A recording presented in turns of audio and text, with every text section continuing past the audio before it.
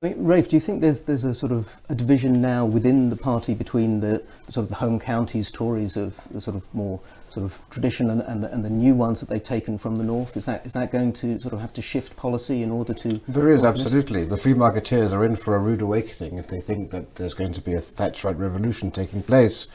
You know, Churchill once said that it's very hard for a nation to look up to somebody who always has his ear to the ground.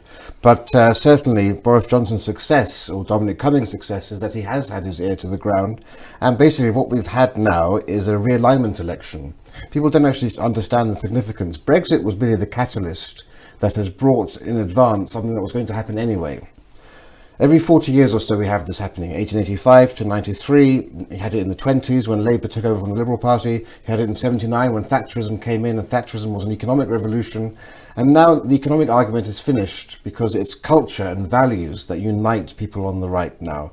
And so the economic arguments are no longer the arguments. People realise that the Tory Party is going to lean to the left on economic issues whilst maintaining a social conservative perspective, because on cultural values and on traditional values, a Tory voter in Kensington and Chelsea has a lot more in common with a former Labour voting person in Sedgefield or Bolsover than that Labour Party person has with someone in Islington. And the coalition of the Tory Party is now going to be based upon the cultural values of tradition, of nation and of family. And that's why you've seen it with Flybe. Flybe is a classic example of an intervention by the government which you would never have seen before. And it shows the way things are going to be in the future. As a candidate in the middle of England, talking to people, why would you vote for the Brexit Party? One of the things that a lot of people mentioned is they didn't feel free to say what they really think any longer. A, because the idea is going to be chucked back at them straight away, but also because they might not choose the right words or the right language. And that's something I think that a very clever government and an able government can help people to feel more relaxed about being able to have a discussion like we're having, where you can say what you really feel. But it's interesting that, to me, because it's not something I feel because I'm in the media, but ordinary people feel they can't go on Facebook, they can't go on Mumsnet, they can't go on anything and say what they really think. They don't want to be overheard in the pub. And they are actually the majority of people in the country. They're not a very small minority with very extreme views. I'm not talking about racism or anything like that. It's about just a choice of words. And I think that's something. It's not a big thing, but it's part of the cultural thing, because we've been pushed into a cul-de-sac. You're absolutely right there. And the problem is that they've been homeless for so long now, because you've had the liberal elites have actually taken over both parties. Both the Tory Party and the Labour Party for so long were taken over by a metropolitan elite who basically, these were hollow shells that had no home in the shires or in the north of England.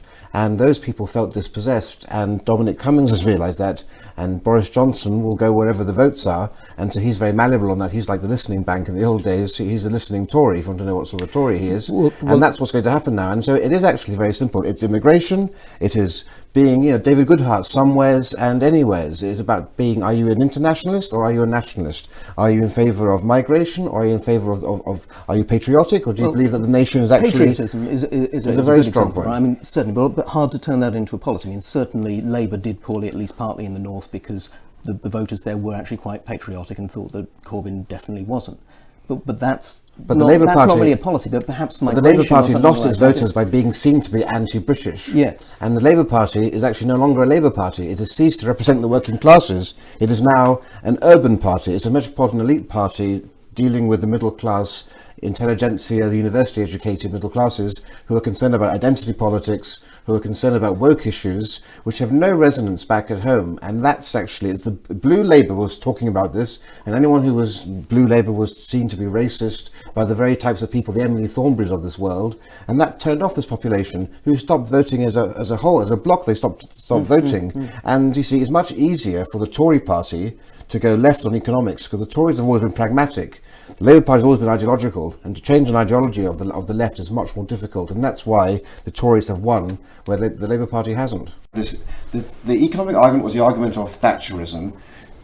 Johnson is closer to Heseltine, but actually it's Disraeli should be looking forward. It's this one nation idea, And really what people want is a return to common sense in terms of not having a policeman suspended for saying to the corruption unit, you have to be whiter than white, for example. Just common sense on all these sorts of subjects.